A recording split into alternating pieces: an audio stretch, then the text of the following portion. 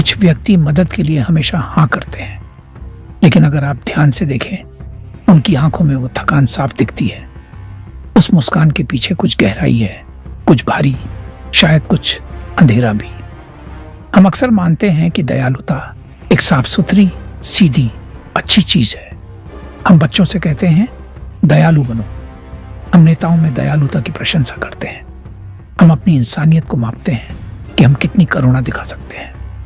पर दयालुता इस जटिल दुनिया की हर चीज की तरह अपनी एक छाया भी रखती है, और जब आप उस छाया को नजरअंदाज करते हैं तो वही दयालुता धीरे धीरे कुछ विनाशकारी रूप ले लेती है। ये सब बहुत छोटे से शुरू होता है। एक बच्चा सीखता है कि अगर वह अच्छा, सहमत और मददगार बनेगा तो उसे प्यार मिलेगा। जब वह अपनी जरूरतों को दूसरों की सुविधा के लिए छोड़ देता है तो उसे मुस्कुराहट, तारीफ और शायद वो स्नेह मिलता है जो उसे और किसी रूप में नहीं मिला होता। धीरे धीरे यह आदत उसके दिमाग और शरीर में गहराई तक बैठ जाती है। दयालुता उसके लिए जीवित रहने का तरीका बन जाती है, और जैसे जैसे वो बड़ा होता है वो ये समझ ही नहीं पाता कि वह सच में कौन है और लोग उससे क्या उम्मीद करते हैं। वो बन जाता है भरोसेमंद इंसान, अच्छा व्यक्ति, वो दोस्त जो कभी शिकायत नहीं करता। लेकिन सच्चाई यह है, जब दयालुता डर से पैदा होती है, अस्वीकृति के डर से या स्वीकार किए जाने की लालसा से, तो वह अब सच्ची दयालुता नहीं रहती। वो एक मुखौटा बन जाती है, और जब कोई मुखौटा बहुत लंबे समय तक पहना जाए तो वो पहनने वाले को ही दम घोंटने लगता है। सोचिए, आपके जीवन में ऐसे लोग होंगे जो बेहद दयालु हैं। वे आपकी परेशानियां घंटों सुनते हैं, आपकी मदद के लिए खुद थक जाते हैं, कभी कभी पैसे भी उधार देते हैं जो उनके पास नहीं होते। शुरू में ये सब बहुत सुंदर लगता है, लेकिन अगर आपने कभी ऐसा जीवन जिया है तो आप जानते हैं सच्चाई क्या है। हर बलिदान के पीछे एक हल्की सी नाराजगी होती है, एक आवाज जो कहती है मेरा क्या, लेकिन वो आवाज दबा दी जाती है, क्योंकि बार बार दयालु रहने के साथ एक अनकहा नियम जुड़ा है, तुम्हें खुद को पहले नहीं रखना चाहिए। मनोवैज्ञानिक इसे कहते हैं कंपैशन फटीग, यानी जब कोई व्यक्ति इतनी सहानुभूति, इतनी करुणा बांट देता है कि खुद अंदर से खाली हो जाता है। डॉक्टर, शिक्षक, माता पिता, ये सभी लोग इस थकान का अनुभव करते हैं। लेकिन यह सिर्फ पेशेवरों तक सीमित नहीं है। हर रोज के दयालु लोग, वे भी इस जोखिम में होते हैं। अध्ययन बताते हैं कि जो लोग हमेशा दूसरों को अपने ऊपर रखते हैं वे ज्यादा चिंता, अवसाद और शारीरिक बीमारियों से जूझते हैं, उनकी तुलना में जो संतुलन बनाए रखते हैं। जब दयालुता की कोई सीमा नहीं होती तो वह स्वयं को मिटा देने में बदल जाती है। यही उसका अंधेरा पहलू है। बिना सीमाओं की दयालुता दयालुता नहीं रहती, वो एक नरम आत्मविनाश बन जाती है। जैसे बाग के हर पौधे को पानी देना पर अपनी ही जड़ों को सूखा छोड़ देना। आखिरकार माली गिर जाता है और उसके साथ पूरा बाग भी मुरझा जाता है। और कभी कभी यही दयालुता एक हथियार भी बन जाती है। नहीं, वो नकली मुस्कान वाली चालाकी नहीं, बल्कि अनजाने में, बहुत चुपचाप। जब कोई दयालु व्यक्ति के नाम से जाना जाने लगता है, लोग उसकी दयालुता पर भरोसा करने लगते हैं। वे मान लेते हैं कि वो हमेशा हाँ कहेगा, और धीरे धीरे वही दयालुता लोगों को सिखा देती है कि उस व्यक्ति की जरूरतें, उसकी भावनाएं महत्वहीन हैं। समय के साथ कोई उससे यह पूछना भी बंद कर देता है कि वो खुद क्या चाहता है, और यही सबसे बड़ा विरोधाभास है। जितने दयालु आप बनते हैं उतने अदृश्य भी हो जाते हैं, और अदृश्य होना शांति नहीं है, वो है अकेलापन जो शिष्टाचार की चादर में लिपटा होता है। इसका मतलब यह नहीं कि दयालुता बुरी चीज है, नहीं, सच्ची दयालुता तो दुनिया की सबसे खूबसूरत शक्तियों में से एक है। लेकिन फर्क यह है, एक दयालुता जो भरपूरता से आती है वो चंगा करती है, और एक दयालुता जो खालीपन से आती है वो अंदर से सड़ा देती है। अध्ययन बताते हैं कि जो लोग ना नहीं कह पाते, जो हर किसी को खुश रखने की कोशिश करते हैं, वे सबसे ज्यादा बर्नआउट का शिकार होते हैं। दूसरे शोध बताते हैं कि मदद करना तभी खुशी लाता है जब वह सच्चे दिल से, बिना डर या अपराध बोध के की जाए।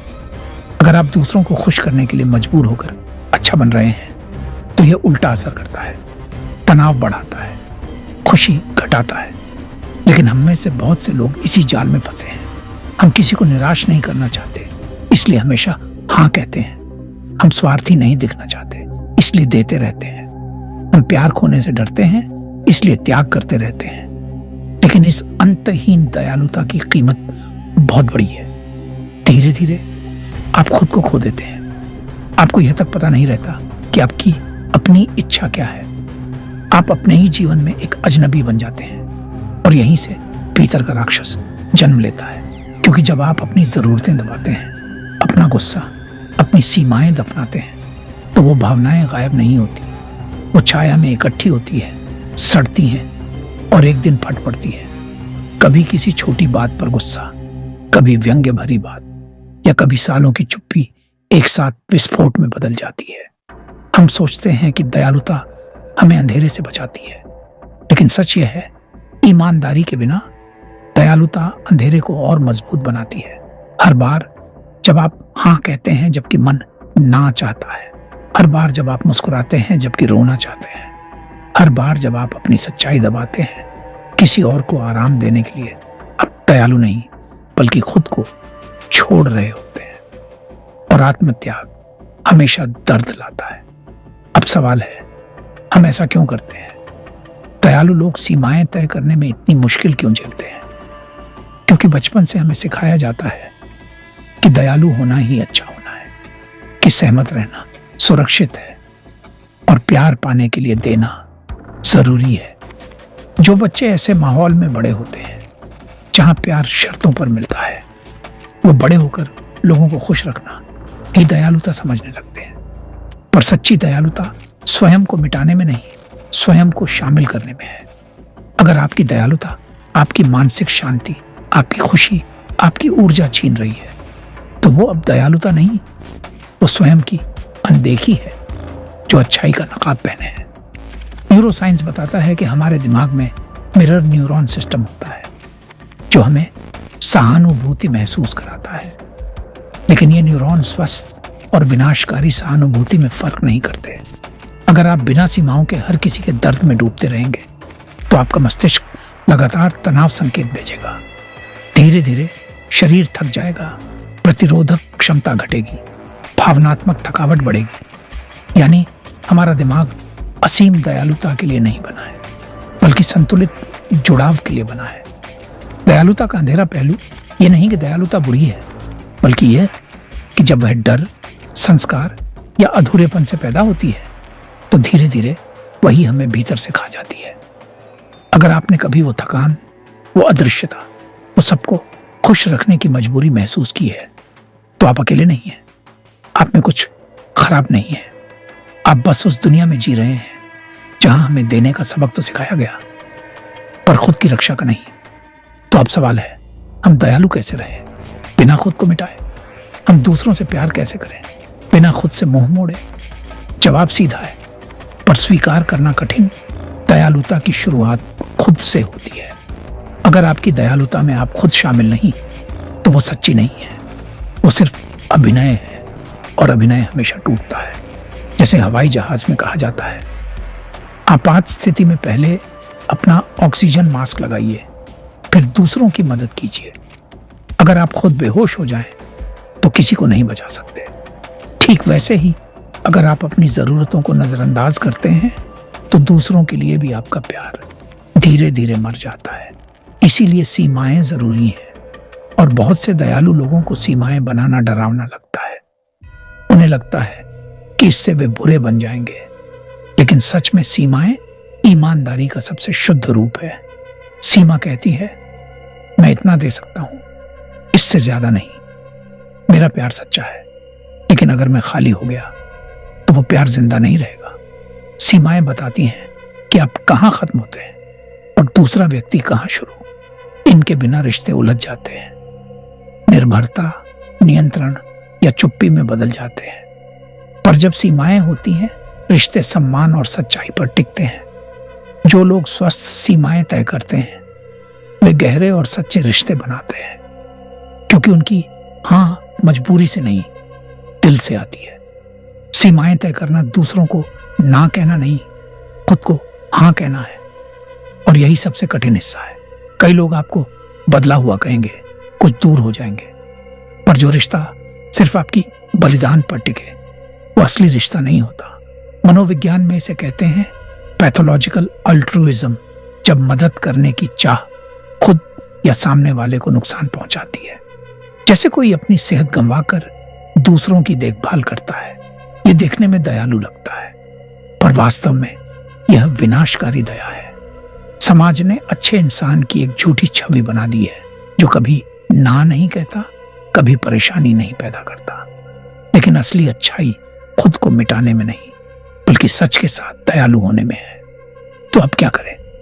कैसे बंधन वाली दया से मुक्त दया की ओर बढ़े? पहला, ठहराव का अभ्यास करें। हर बार हां कहने से पहले एक पल सोचें, क्या मेरे पास ऊर्जा है? क्या मैं यह करना चाहता हूं? क्या यह मेरी सीमाओं के भीतर है? दूसरा, नरम ना बोलना सीखें। मैं तुम्हारी परवाह करता हूं, लेकिन अभी नहीं कर सकता। ऐसे ना रिश्ते नहीं तोड़ते, बल्कि ईमानदारी बढ़ाते हैं। तीसरा, अपनी कीमत समझिए। आपकी कीमत इस पर निर्भर नहीं कि आप कितना देते हैं। आपकी कीमत जन्मजात है। आप प्यार के योग्य हैं, चाहे आप कुछ भी ना दें। चौथा, अपनी आत्मा को पोषित करें। ऐसी चीजें करें जो आपको भर दें। दोस्त, सृजन, शांति। जब आप खुद से भरे होते हैं तो दयालुता सहज बहती है। पांचवा, कठिन भावनाओं को स्वीकारें। गुस्सा, थकान, उदासी ये दुश्मन नहीं है। ये संकेत है कि आपकी सीमाएं टूट रही हैं। उन्हें दबाइए मत, सुनिए।